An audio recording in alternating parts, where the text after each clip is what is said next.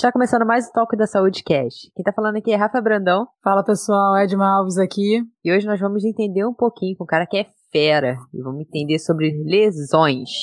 Mas, antes disso, galera, não esquece de, além de compartilhar todos os episódios para dar aquela ajuda, também é muito importante que você nos siga na plataforma do Spotify, na do YouTube e também no Instagram. Qualquer feedback é super bem-vindo, mas isso ajuda muito a aumentar o nosso engajamento e levar cada vez mais informações para as pessoas. Então, curte aí, galera, não esquece. Edma, qual vai ser a dinâmica de hoje?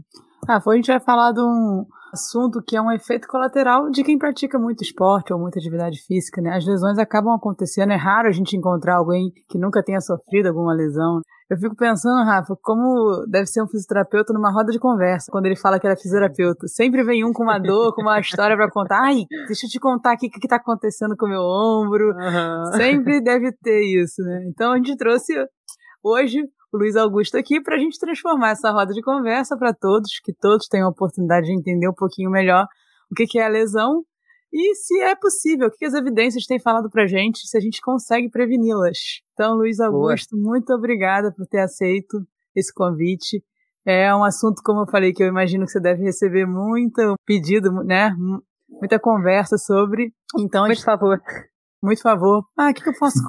Eu tô com uma dorzinha aqui, o que eu faço? Então, obrigada pelo aceite. Explica pra gente quem é o Luiz Augusto e por que você gosta de falar sobre lesão. Bom, olá pessoal, aqui é o Luiz Augusto. Primeiramente, eu agradeço imensamente o convite. É um prazer estar aqui com vocês. Apesar de não conhecê-las pessoalmente, são duas feras. Eu acompanhei um pouquinho o podcast de vocês, então tem bastante conteúdo bacana. Acho legal o pessoal tentar ver a maior número de episódios. Então eu sou fisioterapeuta, fui atleta há muito tempo, acabei puxando um pouquinho mais pro lado do esporte por conta disso. E depois de me formar fisioterapeuta, eu fiz uma especialização em fisioterapia no esporte, não teve como fugir do esporte.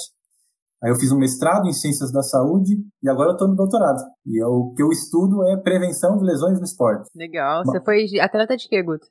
Eu fui atleta de tênis desde pequeno. Aí eu joguei de maneira competitiva, né, durante toda a minha juventude. E só parei quando eu entrei na faculdade. Então estava iniciando uma transição para jogar profissionalmente, aí eu parei para começar a faculdade. Não foi por lesão? Não foi por lesão. Isso é bom. Eu sou clínico também, né? Eu atendo muito atleta de tênis e é legal ter essa vivência como atleta da modalidade. Acho que acrescenta bastante. Com certeza, sem dúvida nenhuma. E então eu queria que você explicasse pra gente aí, Guto, o que é uma lesão e isso tem alguma correlação com dor? A dor é um sinal de que você se lesionou ou não? Acho que essa é a pergunta bem legal de esclarecer. Então, existem diferentes maneiras através das quais a gente pode classificar ou entender lesão. E até para os profissionais de saúde é difícil você responder assim, de bate-pronto, o que é uma lesão. Então, de forma simples, uma lesão nada mais é do que um fenômeno onde a carga aplicada a uma região do corpo ali excede a capacidade daquela região de lidar com aquela carga. Aí, nesse momento, eu tenho uma lesão. Na maioria das vezes, uma lesão vai gerar dor, mas isso não é uma regra. Eu posso ter uma lesão que não gera dor, e eu posso ter dor na ausência de uma lesão. Quem vai definir isso é o cérebro. Quem define isso é o cérebro de acordo com o contexto onde eu estou inserido. Então, talvez para deixar um pouquinho mais claro, né, para o pessoal entender, eu vou dar um exemplo aqui, que é o que muitos praticantes de atividade física já devem ter vivenciado. Você jogando um futebol, por exemplo, e você toma um encontrão ali, alguém te arranha e faz um corte em você. Mas você está jogando ali, não está sentindo nada. Aí quando para o jogo no intervalo, alguém fala, você já viu aí, você tá sangrando, né? Tá com um corte. Ou seja, eu tive uma lesão tecidual ali, mas eu não estava sentindo dor. Então naquele momento o cérebro julgou que eu não deveria sentir a dor. E por outro lado eu posso ter uma outra situação no mesmo contexto, onde eu tomo uma bolada, eu não tenho uma lesão tecidual, mas eu sinto a dor. Isso é bem interessante. E até pra gente, como você falou, até para a saúde, a gente demorou para entender isso, quanto mais, né, para quem foi bombardeado por muitos anos que, sim, toda dor era lesão, e então a gente tem que começar a diferenciar as coisas. Mas uma pergunta, Luiz, toda vez que eu tenho uma lesão, eu tenho perda de função daquele tecido, certo? Sim. Não, porque muita gente fala assim, então não tá doendo, não tem problema. Mas não, a lesão ela me causa uma perda de função. Sim, a lesão acaba causando essa perda de função, mas eu acho que é bom ter sempre levar em consideração que a gente tem um contexto por trás dessa situação e tentar entender porque a dor ela é benéfica para o nosso corpo. É um sistema de alarme que a gente tem ali para a gente poder sinalizar alguma ameaça, né, que pode colocar a gente em risco. Então toda dor aguda, assim, quando ela aparece, ela tem um papel ali muitas vezes protetor. Mas se essa dor persiste muitas vezes, de maneira prolongada, sem um fim de informar a gente uma ameaça, aí isso começa a ser um problema um pouco maior. Então aí entra uma situação onde eu posso ter ali a perda de função, mas não necessariamente associada a um dano no tecido em si. Sim. E eu me lembro de um gráfico que ficou bem famoso quando comecei a estudar um pouco coluna, que ele dava 3 maneiras básicas de você se lesionar. Uma era bem específica, era o trauma, quando você tem uma carga, como você falou, quando a carga excede a capacidade, tem uma carga muito abrupta, que naquele momento ali você consegue identificar onde foi a lesão. E nas outras 2 gráficos ele mostrava como se fosse uma carga constante, que era sustentada por esse tecido por muito tempo, ou uma carga maior que a capacidade que se repetia muito ao longo dos dias. Eu queria saber se isso ainda é válido, a gente assim pensa assim mesmo, e se não, o que tem de mais atual? É válido esse raciocínio, sim. Inclusive, ano passado a gente teve um consenso do Comitê Olímpico para a gente definir o que era lesão, os tipos de lesão, para todo mundo começar a falar a mesma língua. E aí eles colocam 3 tipos principais de lesão. Então, as lesões agudas, que é aquela lesão onde eu tenho um trauma com uma magnitude muito grande, que de uma vez só ele vai levar ali a uma lesão tecidual. Vou exceder a capacidade de carga do tecido. Uma outra possibilidade é eu ter uma lesão dita por sobrecarga, que é aquela onde a magnitude da carga aplicada não é tão grande, mas de forma repetida ali, os estímulos de forma repetida podem também exceder a capacidade de carga do tecido e gerar uma lesão. E eu tenho uma outra possibilidade, que é um misto desses 2 mecanismos, que a gente fala que é a lesão de caráter misto, que o processo que gera a lesão é um processo de sobrecarga, só que eu tenho um evento específico que eu consigo determinar onde a lesão começou. Por exemplo, uma fratura por estresse. Então é aquele atleta que sempre está tendo uma carga pequena ali, que está excedendo muitas vezes, né, como você falou, de uma capacidade do tecido. Só que o atleta, quando ele tiver a fratura por estresse, ele vai saber o momento que ele teve a fratura muitas vezes. Mas o processo que levou ele até lá não foi algo agudo de uma vez só, mas sim uma sobrecarga. Legal, Guto. E é possível, não sei se esse termo é correto, correto eu falar que é possível prevenir lesão, se não, qual seria um termo melhor, né, para isso? E se é possível você evitar, por exemplo, acredito que sim, se é possível você evitar e como evitar, por exemplo, uma lesão por estresse? O termo prevenção, eu acho que ele é um termo, do ponto de vista técnico, ele é muito bom para a gente que está mais familiarizado. Mas para passar a mensagem do que é prevenção, eu não acho que é um termo bom. Talvez minimização de risco, contenção de risco, redução de risco seja algo mais apropriado e mais fácil de a gente compreender. Uma definição de prevenção, ela tem 3 pontos principais. Então, muitas vezes, quando você pergunta para uma pessoa o que é prevenção, ela vai te falar que prevenção é evitar que algo ocorra. Mas, do ponto de vista de saúde, a gente tem outras 2 possibilidades que caracterizam algo que é dito preventivo. Então, eu posso evitar que algo ocorra, eu posso fazer com que algo ocorra numa frequência menor, e aí eu posso continuar falando que eu estou fazendo prevenção, ou mesmo se essas 2 condições não forem satisfeitas, se ao menos eu reduzir a gravidade da situação, uma vez que ela ocorreu, eu posso falar que eu estou prevenindo também. Então, talvez um exemplo prático e bem atual para a gente é a questão da vacina. Então, o pessoal fala da eficácia da vacina. Então, a vacina ela vai prevenir que você pegue? Vai. Ela tem uma capacidade de prevenir que você pegue o coronavírus, por exemplo. Mas a maior eficácia dela, o maior efeito que ela tem é para reduzir a probabilidade que você tenha um caso grave. Então, ela vai reduzir a gravidade da doença. Então, esses 3 tópicos que caracterizam a prevenção. Ótimo. E aí, assim, é possível prevenir? É possível prevenir. Só que uma coisa é a gente falar que a gente fala, né, paradigma populacional, e outra coisa é paradigma individual. Se eu falo para vocês que uma intervenção reduz em 30% a probabilidade de que um atleta venha sofrer uma lesão, você vai falar assim para mim, Guto, beleza, essa intervenção realmente previne lesão. Mas se você estiver fazendo essa intervenção e você se machucar, você vai falar que a intervenção não está servindo de nada, entendeu?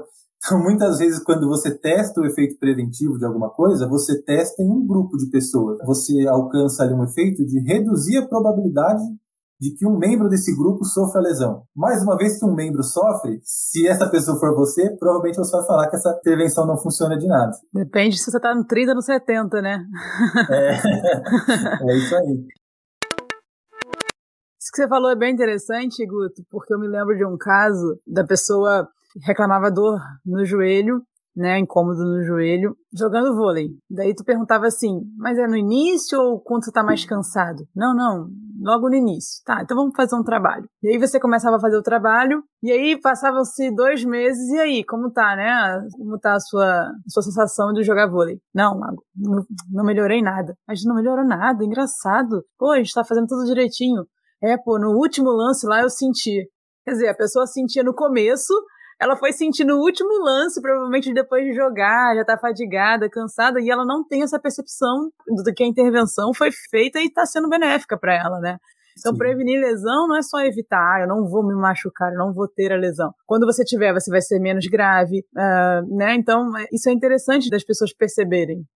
E isso é muito interessante que você falou, que às vezes os atletas não têm essa percepção. Então, por exemplo, eu posso ter uma situação onde eu sou fisioterapeuta de uma equipe. Vamos supor que na temporada de 2019 eu tive 20 entorses de tornozelo no ano. Aí eu olhei aqueles 20 entorses e eu falei, caramba, eu preciso reduzir o número de entorses na minha equipe. Aí eu coloquei algumas intervenções ali, os atletas jogaram a temporada toda, 2020, vamos excluir a pandemia, né, no nosso exemplo.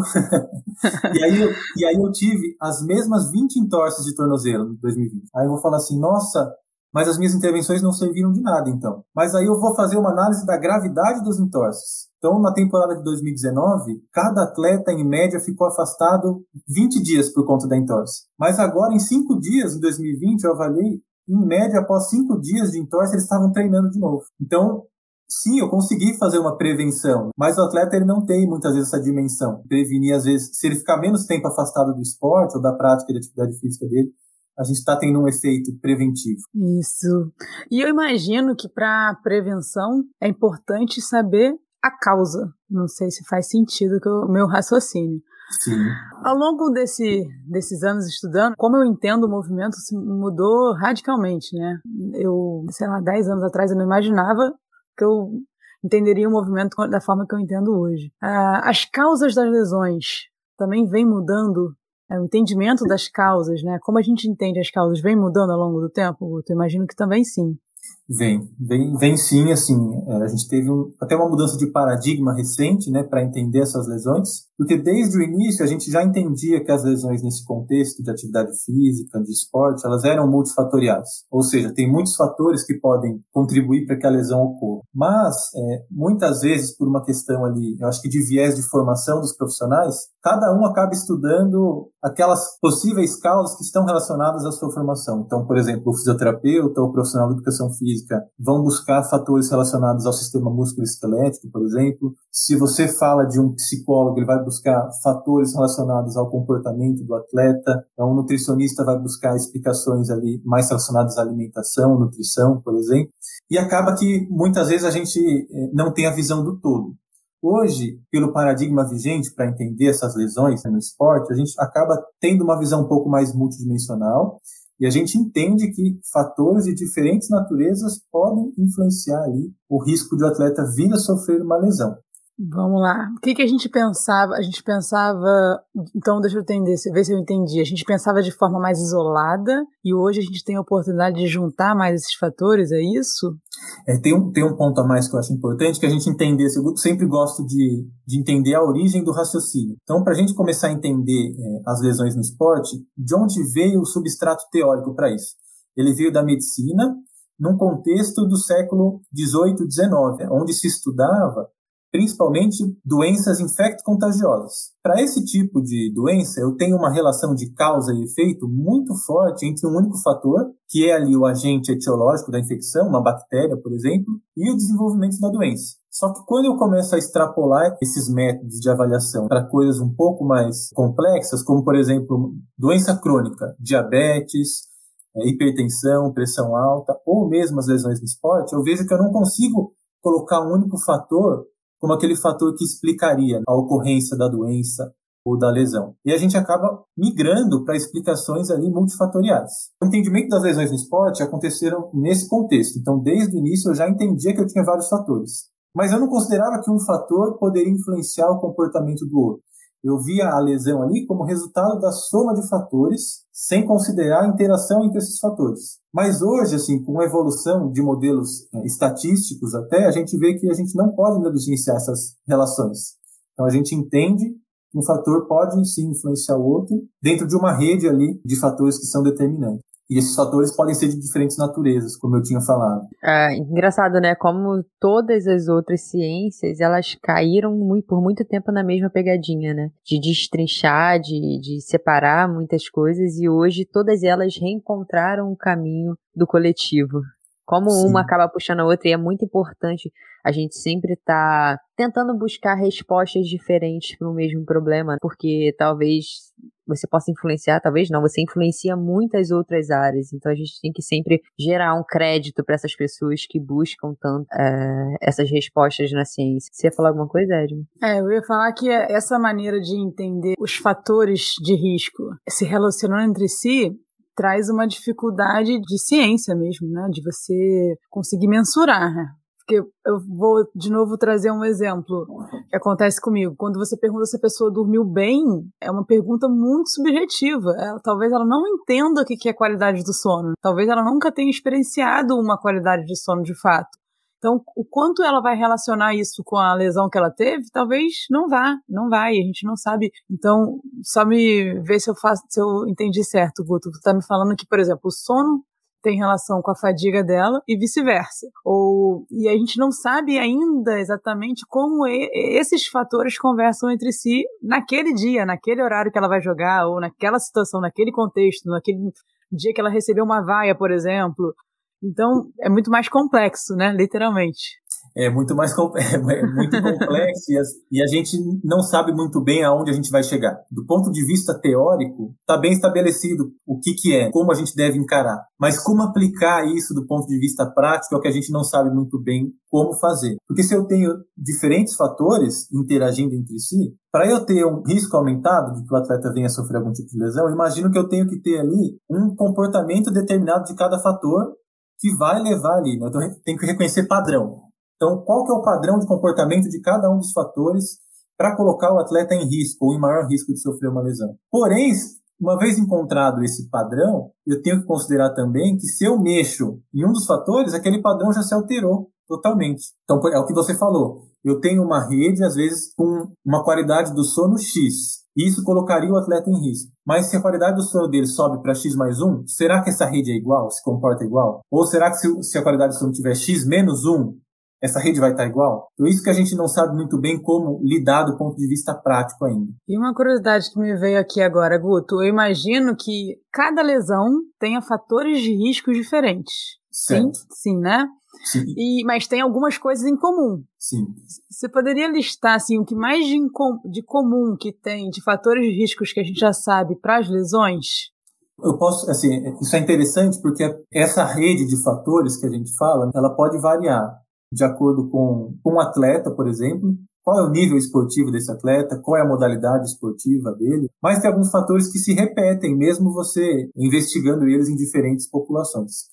Talvez o mais importante assim, que a gente pode colocar é fadiga, ou uma carga de trabalho, que a gente pode falar, uma carga de treino ali muito elevada, é o que extrapola ali limites fisiológicos, uma sobrecarga. Talvez esse seja um fator que é unânime nas diferentes redes de determinantes. E aí, assim, essa capacidade do atleta lidar com a carga, ela vai variar de acordo com vários outros fatores moduladores, né? Então, isso que a gente tem que ter em mente, aí entre o sono, a alimentação, o estresse, e por aí vai. Eu imagino que com o atleta tenha um pouco mais, não mais fácil, mas tem muitos aparatos, principalmente tecnológicos, que conseguem dar umas métricas muito interessantes e isso fica um pouco mais fácil os estudos.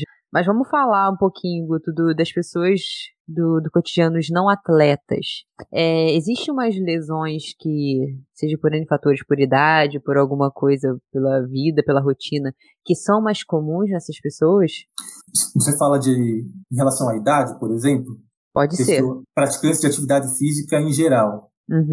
Isso. E a gente vê um padrão ali de lesões que varia bastante de modalidade para modalidade. Tá. Em geral, quando a gente aumenta um pouquinho a média de idade, a gente vê bastante lesão muscular, por uma questão fisiológica do aumento da idade. Então, se você pega estudos epidemiológicos em diferentes esportes, atletas mesmo recreacionais, praticantes de atividade física dentro da modalidade, tendem a ter lesões musculares ou músculo-tendíneas, uma incidência um pouco maior, muitas vezes. Tá. E essas pessoas que são praticantes de atividade física, porque é muito comum, por exemplo, ver pessoas que praticam atividade física, mas não o exercício físico, como, por exemplo, uma musculação. Tem evidência falando de que o trabalho de musculação, aliado à sua prática de atividade física, tem uma diminuição de lesão, de probabilidade? A gente tem bastante estudo que fala do treino cruzado. O treinamento cruzado é um ponto bem interessante, já testado em algumas modalidades, dentro de estudos interessantes, assim, com boa qualidade. E quando você foge um pouquinho da especificidade da modalidade, seja com musculação, ou com um programa de aquecimento guiado, por exemplo, ou se você pratica uma outra modalidade que não aquela principal, você tem um benefício ali, uma redução de probabilidade que você venha sofrer uma lesão. Ah, legal. Então, quanto mais generalista for a movimentação daquela pessoa, fugindo do que ela sempre faz, é um ganho extra. Com certeza. Legal. Isso a gente pode trazer até, faz muito sentido do ponto de vista biológico, né, da nossa natureza generalista. A gente roda e cai. Mas todo o roteiro tá escrito ali embaixo pra mim assim, falar do homem como mulher. É tu que coloca isso, Edmo, né? Não, é verdade, eu sempre deixo fixo já. Deixa eu só fazer um retorno aqui. Guto, dá um exemplo de nome, assim, um nome popular pra lesão músculo-tendínea. O que acontece? Dá um exemplo de nome que eu conheça. Um estiramento. Estiramento. Tostão. Tostão pode ser uma contratura, né, que eles falam às vezes, mas o estiramento é a fisgada que eles falam também. Isso seria a lesão muscular mais clássica. Tendinite entra nessa onda ou não? A tendinite é clássico como uma lesão muscular, não. Mas se eu falar lesão músculo-tendínea, aí pode entrar sim a tendinite também. Certo. Tendinite é bem falada, né? Bem comum. Qualquer dorzinha, as pessoas ligam a tendinite. Guto, você poderia falar um pouquinho disso com relação à tendinite? Realmente é uma lesão por esforço repetitivo? Ela é muito comum? Toda tendinite tem um processo inflamatório envolvido? Boa. Vamos lá, vamos por partes. Ela é a polêmica, começar. Cara. Se ela não for a polêmica da parada, não é o toque da saúde. Eu acho que eu vou tentar trazer alguns pontos interessantes em relação à tendinite ou tendinopatia, né? Que, assim, é o termo que foge um pouquinho dessa questão que a Edma colocou. Fora uma lesão muscular, por exemplo, as tendinites, tendinopatias são bem comuns nos atletas recreacionais, praticantes de atividade física. E sempre que eu vou explicar para um paciente, para um cliente, como aparecem essas lesões, eu coloco para ele ali que é uma incompatibilidade entre a capacidade e a demanda. Então, o meu corpo tem uma capacidade X de lidar com uma carga, e às vezes, se a carga a qual ele está sendo submetido extrapola muito essa capacidade, eu posso ter problema. E aí eu tenho duas possibilidades principais atreladas a isso. Ou a capacidade do corpo da pessoa de lidar com a carga está muito baixa, então mesmo que eu não aplique uma carga ali descomunal, ela pode vir a ter alguma queixa, músculo tendíneo, mas, por outro lado, eu posso ter uma pessoa muito bem preparada que está tendo carga muito alta de maneira descontrolada. E aí ela pode vir a sofrer com o mesmo tipo de problema, né? Que é a velha máxima do mau uso, né, ou desuso, e do excesso de uso. Aí tem um outro ponto importante, já trazendo um pouquinho para a questão da Edma, é se tem ou não inflamação envolvida. Se você pega os estudos que vão olhar pessoas com queixas, ou mesmo em modelos animais, para ver se tem marcadores de inflamação no tendão, para falar tendinite, eles não conseguem detectar esses marcadores que falariam, aqui realmente tem uma inflamação. Então hoje a tendinite ou tendinopatia, que é o nome mais utilizado, ela é reconhecida como um processo degenerativo do tendão. Qual que é o problema? Quando eu falo degenerativo, o público pode ficar um pouco já com medo.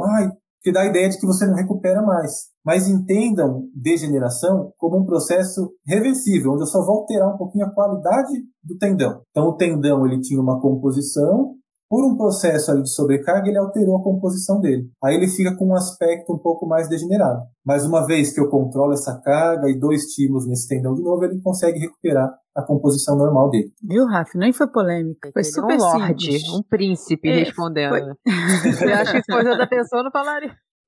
E tem um ponto, acho que a Rafa comentou também, que eu acabei não respondendo. Se as dores, às vezes o pessoal fala, tô com uma dor no ombro aqui, é uma tendinite. Isso acontece porque muitas vezes a gente entra naquela máxima de dor e lesão. Nem toda dor é uma lesão.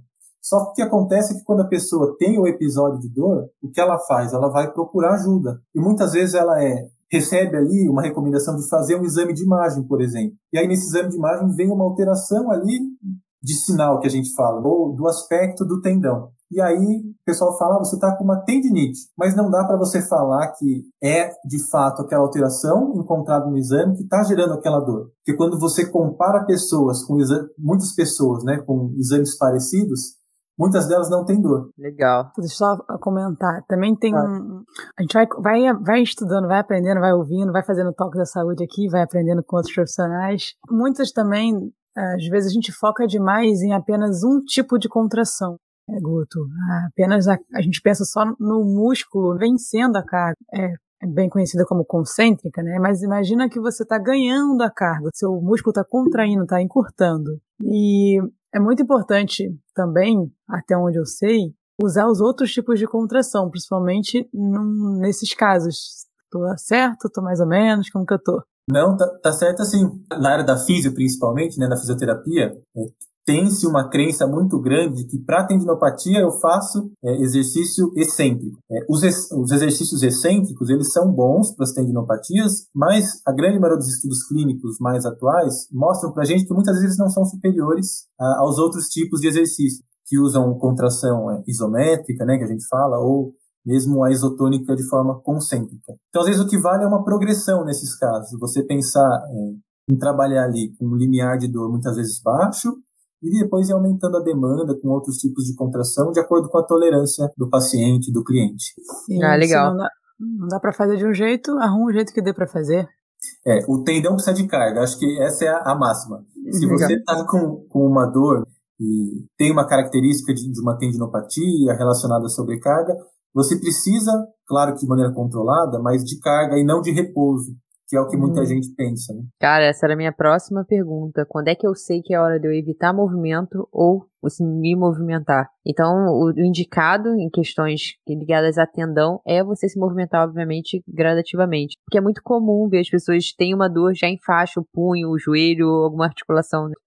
Sim. Então, movimento. Movimento. Então, a gente sempre entra naquele ciclo de dor e evitação. Então, eu tenho dor, eu evito o movimento, mas quando eu precisar movimentar, a tendência é que eu sinta mais dor e eu acabo entrando num ciclo vicioso. Então, eu preciso, sim, quebrar esse ciclo. O movimento, ele é bem-vindo. O tendão precisa de estímulo para ele voltar naquela composição normal que ele tem.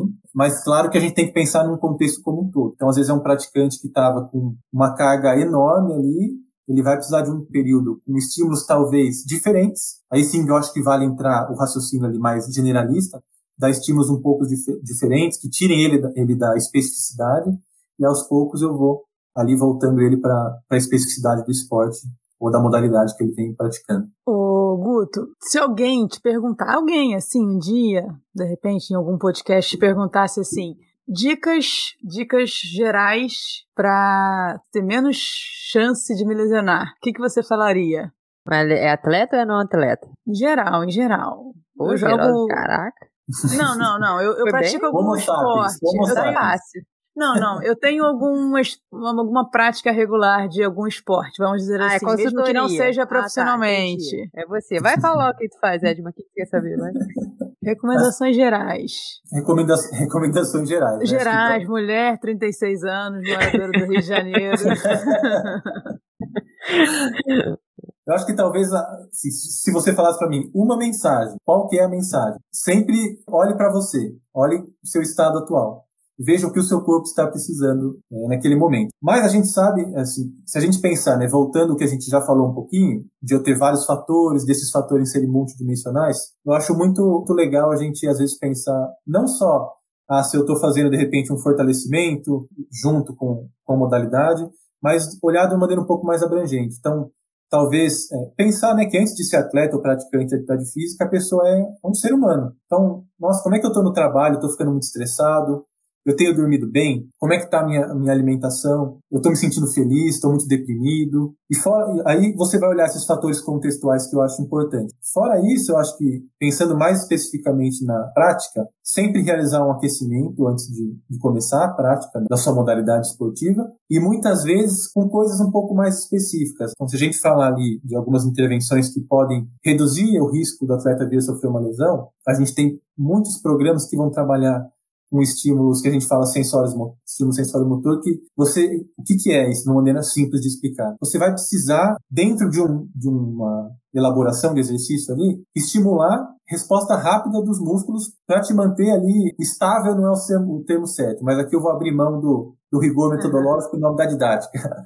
Para te manter estável, por exemplo. De forma complementar, eu posso fazer um pouquinho de exercício de salto, exercícios que estimulam coordenação motora, com mudança de direção. Pensem sempre naquilo que vocês vão ser solicitados quando praticando a sua modalidade. Foi ótimo. Farei. Foi ótimo, pessoal, façam, farei. Anotei. Eu acho que eu posso fazer mais um comentário em relação a isso? Pode. Que eu acho que é super válido também. Muitas vezes a gente vê o atleta que já faz, eu já faço aquecimento, mas ele sempre faz a mesma coisa. Então eu vou dar o exemplo do tênis. É o senhor que joga tênis há 40 anos, mas durante 30 anos ele aprendeu que ele tinha que chegar, colocar o elástico dele ali na rede e fazer exercício com elastiquinho, sempre os mesmos. Talvez valha a pena fugir um pouco disso, o corpo precisa de estímulo novo. Então acho que dar essa variabilidade às vezes é importante, porque dentro da modalidade muitas vezes você vai ser submetido a diferentes situações e o corpo precisa estar pronto para lidar com aquilo. Eu acho que já ficou assim, mais claro que a gente tem que aumentar nossa capacidade de lidar com as cargas e muitas coisas afetam essa capacidade, que ela pode mudar diariamente. Você pode estar num dia literalmente ruim para lidar com aquela carga que você lida todo dia. Todo dia eu vou lá, toda semana eu faço isso, naquela semana eu estava ruim, então espero que tenha ficado claro que isso é muito mutável, né? Muito, não sei nem a palavra, mas muito mutável mesmo, diariamente. Em relação a isso que você falou, acho que é muito interessante, que muitas vezes a gente pensa no esporte, no atleta de alto rendimento, e ele tem vários profissionais que cercam ele e tentam controlar essas variáveis. Mas se a gente pensa que em nós, né, que praticamos às vezes esporte de forma recreacional, talvez o parâmetro principal é você se auto-enxergar. Isso já é uma métrica, claro que subjetiva, mas muito mais pragmática. Então, tente perceber ali, talvez naquela semana, fatores que vão diminuir a sua capacidade dentro da sua modalidade. Então, eu imagino que tem duas maneiras de fazer isso, né? As pessoas que são mais rotineiras, que têm o costume mais de anotar, fazer tipo uns diários mesmo, né? De percepção. A gente tem hoje em dia questionários de prontidão para atividade física, que de repente pode ser adicionados. Se a pessoa jogar no Google isso, questionário de prontidão para atividade física, ela acha, e aí pode ser uma referência, mas a gente também pode usar a tecnologia. E parece ser esse o caminho melhor para a gente seguir por enquanto, por agora. O que seria usar a tecnologia? Usar os dispositivos, informar mesmo a sua quantidade de sono, deixar ele verificar a sua quantidade de sono, o tempo que você faça em comportamento ativo, o tempo que você faça em comportamento sedentário. Então, terceirizar isso para você conseguir visualizar melhor, porque a gente sabe que a pessoa se autorrelatando pode ter muito erro. Sim. Quando a gente vê isso no tempo sentado, quando pede para a pessoa relatar quanto tempo ela fica sentada, geralmente ela subestima, ela fala menos horas do que ela realmente fica. Então, isso tudo para falar o seguinte: vocês têm visto um avanço de tecnologia acessível nesse sentido que possa ajudar a gente? Fora do contexto do alto rendimento, a gente tem pouco acesso às tecnologias que os atletas têm. Nesse contexto, por exemplo, eles colocam um GPS no atleta e sabem exatamente o tempo que o atleta passou ativo, o quanto ele percorreu, em que intensidade ele percorreu. Isso dá, claro, métricas muito mais confiáveis para a gente. Para o atleta recreacional ou mesmo no profissional, em equipes que não têm disponibilidade de tanta tecnologia, o que eles usam é um controle um pouco mais subjetivo, por exemplo, do tempo de exposição do atleta ao esporte. Quanto tempo ele passou exposto, e claro que é de uma maneira subjetiva, que a gente usa, por exemplo, percepção subjetiva de esforço, mas é uma escala que tem uma correlação, por exemplo, com o nível de fadiga do atleta e até muitas vezes com a intensidade, quando a gente fala durante o esforço, né, com a intensidade ali em relação aos limiares de frequência cardíaca que o atleta está. Então são métricas confiáveis e simples de serem utilizadas. Por que eu estou falando isso? Porque a gente tem alguns estudos que usam métricas que partem dessa medida de subjetiva de esforço para saber mais ou menos ali o quanto que o atleta vai poder receber de carga num determinado período. Sim, mas por enquanto acessível para o pessoal, não. Se eu quiser usar alguma coisa assim que me ajude a verificar, não sei, que faça um compilado desses fatores de risco, assim, me dê Edma, você está apta, vai lá, jogue e faça seu esporte com mais tranquilidade. A gente ainda não tem essa inteligência. De forma confiável, eu desconheço, assim. Eu uso para quem corre, né, eu uso o Garmin, por exemplo. Às vezes eu tô com o Garmin sentado, parado, aí ele me mostra lá que eu levanto, de repente, para fazer uma caminhada, e ele me mostra que meu nível de estresse está alto. Porque o que ele usa, às vezes, é a frequência cardíaca que eu tô, né? Então, às vezes, se você tem uma variação de frequência cardíaca grande ali, ele entende, às vezes, como um estresse. Eu não sei de nenhuma métrica mais acessível, mais simples, né? Que traga realmente respostas de uma maneira um pouco mais simples pra gente, que a gente possa utilizar ainda hoje. Talvez a gente chegue lá. Acho que tá chegando, né? O Breno. Breno Leite. Ele esteve aqui e deu vários exemplos muito bons de tecnologia, mas que no Brasil ainda não tem, mas nos Estados Unidos já está se tornando um valor acessível para a população. Acessível assim, né? Daquele jeito. Não, eu só acho ótimo por enquanto não chegar no sentido profissional falando, bem independente ainda do profissional. Você precisa desse contato ainda, de falar, de se olhar. Acho que daqui a pouco, quando tiver essa tecnologia mais disponível, as pessoas vão fazer talvez menos ainda. E acho que a tecnologia ajuda até, às vezes, a pessoa entrar em contato com o profissional. Então, tem alguns estudos na Holanda, tem um grupo de pesquisa lá que estuda bastante essa parte de prevenção de lesões no esporte. Então, eles estudavam corredores e por meio de um aplicativo, quando o corredor reportava algum tipo de queixa, automaticamente o sistema te dava uma recomendação ali de um profissional próximo, de acordo com o endereço que você estava ou com a localização do GPS, para você entrar em contato, para ele poder te ajudar com essa queixa. Então, de uma maneira um pouco mais indireta, legal. Mas a gente tem que pensar assim, às vezes se eu detecto precocemente uma queixa, eu vou fazer uma prevenção de que isso se torne algo mais grave, que aí sim vai ter consequências mais graves, por exemplo, levando o atleta a se afastar do esporte. Então, ele vai ter que ficar um tempo afastado. Então, são, assim, maneiras um pouco mais indiretas, mas a gente já pode ver a tecnologia se inserindo dessa forma, mais acessível. Legal. Estamos chegando no final, Guto, já, da nossa conversa. Eu acho que deu para tirar algumas dúvidas. Edma, tem alguma pergunta aí da mentoria? Da tua? Já tirei todas as minhas dúvidas, já. Tá bom. Amanhã tu já vai começar a fazer a sua planilha? Sim. Tá ótimo. Pequenos saltos, já anotei tudo aqui. Salto, né? Ritmo, coordenação. Dormir, tá ótimo. Então, por favor, quando fizer essa planilha, pelo menos divulga com a gente aí, pra gente tirar uma cópia aí. Pode deixar.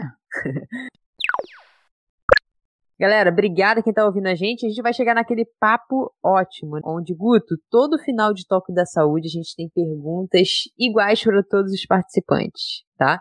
Então, a primeira o que é saúde para você? Saúde, para mim, é um estado de equilíbrio entre as diferentes necessidades básicas ali que eu vejo para um ser humano. Em relação à sociabilização, ritmo circadiano que a gente fala, né, qualidade de sono, movimentação e alimentação. Então, você pode ver como você está mais ou menos nessas 4 esferas da sua vida e você vai ter mais ou menos uma indicação ali do seu nível de saúde. Muito bom. E se você pudesse escolher alguém para tomar um café, quem seria e o porquê? Olha, no momento atual que a gente está vivendo, qualquer pessoa que quiser tomar um café, mesmo a distância, eu estou tomando. É verdade. Mas, assim, levando assim, pro objetivo da questão, eu gostaria muito de conversar com um biólogo que chama Jerry Hogan, que ele estuda comportamento. Por quê? Eu gostaria de conversar com ele? Porque ele tem uma visão, eu acho que um pouquinho multidimensional. Então, a ciência hoje ela é feita de maneira muito departamental. Então, tem gente que quer estudar genes, por exemplo, e achar causas para as coisas a partir de gene. Tem gente que quer explicar de acordo com a parte de fisiologia. Tem gente que quer explicar comportamento. Ele é um biólogo que ele vê que as coisas têm pelo menos 4 causas, ele fala, né? De diferentes esferas, assim. Então eu gostaria de bater um papo com esse cara, que eu acho que seria bem legal. Legal. Também e um erro, né? Convida a gente. Grava essa conversa aí se for online. E me diz um erro aí que você cometeu, que você deixa aqui de conselho pra quem tá ouvindo. Olha, eu acho que falta de senso crítico. Eu acho que talvez seja o ponto principal. Às vezes a gente não ter senso crítico. Eu acho que durante muito tempo da minha vida eu não tinha senso crítico para nada. Então as pessoas me falavam as coisas e eu simplesmente aceitava e assumia aquilo como verdade. Então, talvez um erro que eu cometi e recomendo que as pessoas não cometam, né? Duvidem de tudo que falam para vocês. Não acreditem em tudo que falam para vocês. Vão atrás e tentem fazer reflexões sobre aquele assunto em específico. Tenho certeza que Ed madurou essa sua resposta. Se você fosse um exercício, uma atividade física, um esporte, uma aula, qual seria? E, mais importante, por quê? Não tem como fugir do tênis. Pratiquei tênis a vida inteira, assim. Talvez o que eu sou hoje, muito do que eu sou hoje, eu posso atribuir ao tênis. O porquê eu escolho o tênis, eu acho que é uma atividade que ensina você a planejar as coisas antes de você fazer. Então, você tem que refletir muito antes de fazer as coisas. Quando você está executando, você tem que estar o tempo todo vigilante ali para tentar entender o contexto onde você está inserido. E mesmo depois que acaba a atividade, você ainda tem que fazer reflexões do ocorrido, o que aconteceu e como eu vou lidar com aquilo e melhorar numa situação seguinte. E fora isso, eu acho que o esporte em geral traz pra gente um ensinamento de sempre você querer dar o seu melhor. Eu acho que isso é algo que ficou pra mim em todas as esferas da minha vida. Então, tudo que eu vou fazer, eu sempre vou tentar fazer o melhor que eu posso, claro, naquele momento. Senão você gera um perfeccionismo ali que se torna algo que, ao invés de ajudar, te atrapalha. Verdade, então, não é saudável. O melhor que você pode, de acordo com suas possibilidades naquele momento. Legal. Tênis é um esporte, eu sou boa de esporte, né, em geral, assim, mas tênis é um esporte difícil. Pera, tu é boa ou tu gosta? Eu sou boa. Ah, tá. Sou boa. E gosto, mas eu sou boa. Mas o tênis em particular foi um esporte que eu tive dificuldade com danado. Assim, o tênis o problema, né, do tênis é que ele é um esporte extremamente técnico. O pessoal fala que tênis é igual tocar piano. Você vai pegar uma parte da música, você vai repetir incansavelmente até ela ficar boa. Então exige muita repetição para você conseguir aprimorar. Já descobri por que não sou deu pra mim. Eu sou peladeira, né? Peladeira, sem pé, Hugo Miguezeira, né? Não gosta de treinar. Só quer chegar lá e jogar. Fala a verdade, Edma. Nem faz o aquecimento. Já chega, 5 minutos atrasada, já entra. Se eu aquecesse, eu cansava. Pra você ver a minha capacidade da época que eu era atleta, pra você ver a minha capacidade na época. Luiz Augusto, como a gente acha você nas redes sociais? Como a gente faz pra se a gente acha, prevenir a lesão, prevenir lesão com você? Olha, a gente acha, eu não sou muito ativo assim nas redes sociais, mas eu uso o Instagram, então vocês podem me achar pelo Instagram, lab.gomes. Podem ficar à vontade para entrar em contato, eu vou ficar feliz de trocar ideia com qualquer pessoa que venha me procurar. Muito bom. Guto, obrigado pela participação, galera. Obrigada pela participação, por estar aqui. Não esquece até aqui de compartilhar naquele grupinho da família. Você conhece alguém com lesão, com certeza. Encaminhe para essas pessoas. Por favor, galera. A gente se vê até semana que vem. Valeu!